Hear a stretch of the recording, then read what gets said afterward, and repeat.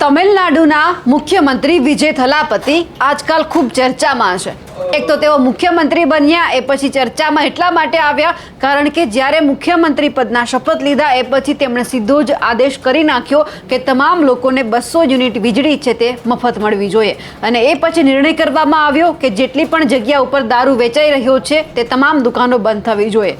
પણ આ બધું ક્યારે શક્ય બન્યું કે જ્યારે તેઓ મુખ્યમંત્રી બન્યા અને એમનાથી પણ વિશેષ કે એમની જે પાર્ટી છે ટીવીકે તેમણે 108 બેઠકો મેળવી।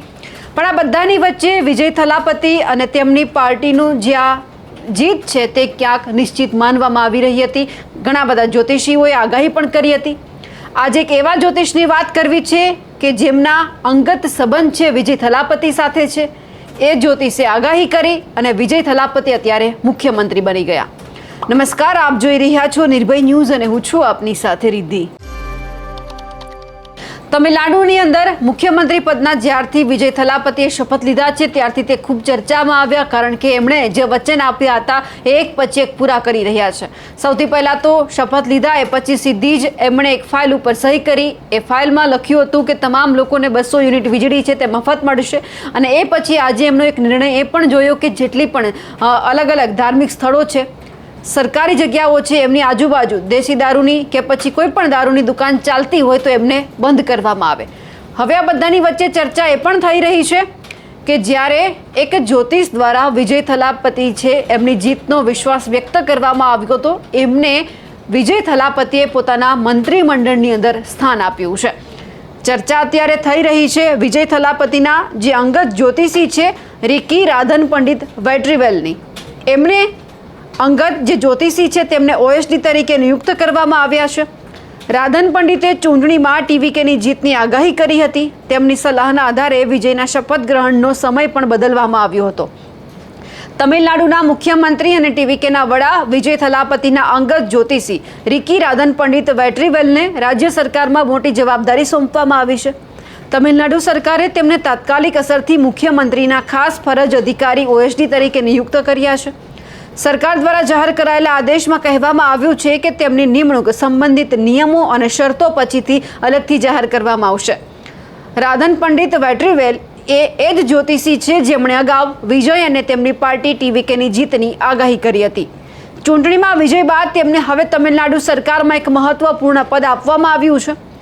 રાજ્યના રાજકારણમાં ઘણા અગ્રણી નેતાઓ સાથે તેમના ગાઢ સંબંધો છે અને મુખ્ય નિર્ણયો પર તેમનો પ્રભાવ લાંબા સમયથી ચર્ચામાં છે। તમિલનાડુના રાજ્યપાલે વિજયના સરકાર બનાવવાના પ્રયાસને વારંવાર નકારી કાઢ્યા। એ પછી વિજયને આખરે સરકાર બનાવવા માટે મંજૂરી આપવામાં આવી। શરૂઆતમાં વિજયે 10 મેના રોજ બપોરે 3:45 વાગે શપથ ગ્રહણ સમારોહનું આયોજન કર્યું હતું, પરંતુ બાદમાં રાધન પંડિતની સલાહ પર તે બદલીને સવારે 10 વાગે કરવામાં આવ્યું।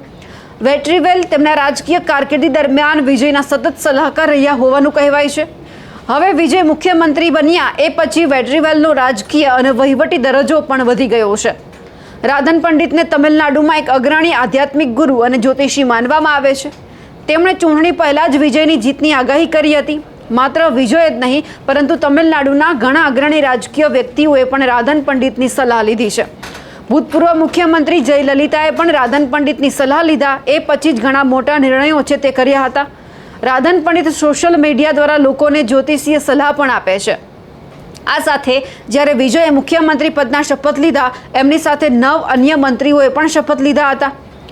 તેમાં એન આનંદ, આધવ અર્જુન, ડૉક્ટર કેજી અરુણરાજ, કે એ સેંગોટિયન, પી વેંકટરમણન, આર નિર્મલકુમાર, રાજમોહન, ડૉક્ટર ટીકે પ્રભુ, સેલ્વી એસ કીર્તનાનો સમાવેશ થાય છે।